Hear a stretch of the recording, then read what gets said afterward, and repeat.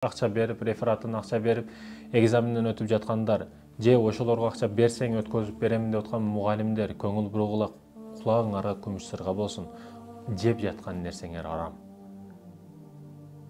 Студенттер чогулуп алып мынчадан берсеңер экзамен өтөсүңөр, мынчадан бербесеңер өтпөйсүңөр, же жакшы окугандарды дагы эптеп туура эмес суроолорду берип, допрос кылып, сындырып, алардан да акча алган мугалимдер каттуу жооп бересиңер. Университетти кичине билип калдың, иштеп калдың, эми эптеп айылдан араң окуйн деп келген баланы сындыруу бул арам, урматтуу мугалимдер.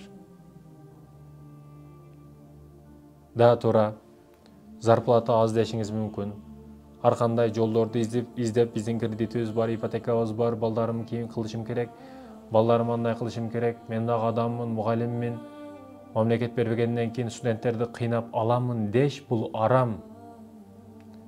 Эгер мугалимдик туура келбейби, бар башка иште иште. Бар тачка түрт, бар башка ишти кыл, бар көмүр шахтасында иште. Бирок зарплатаң мынча деп берилди, андан сырткары бул аз деп туруп студенттерди кыйнап акча алыш арам, урматтуу мекендешим. Буну жийиштириш керек. Студенттер акча бир тыйын бербегиле эч кимге. Экзамен өткөрүп коем, башка кылып коем.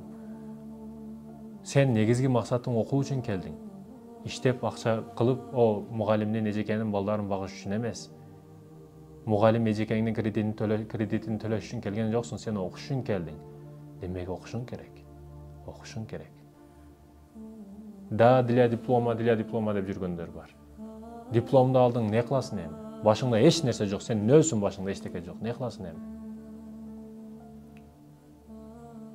Эгерде сен күчтүү окуп бүтсөң, диплом эч ким сурап отурбайт. Келет дагы компаниялар, мына студент кандай бүттү, бул сонун бүттү десе, сен талаш алып кетишет.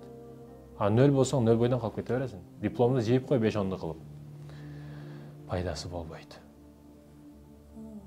Өнөр үйрөн. Нан жабыш тууралуу диплому бар, бирок нан жапканды билбейт. Анда кимге пайдасы бар?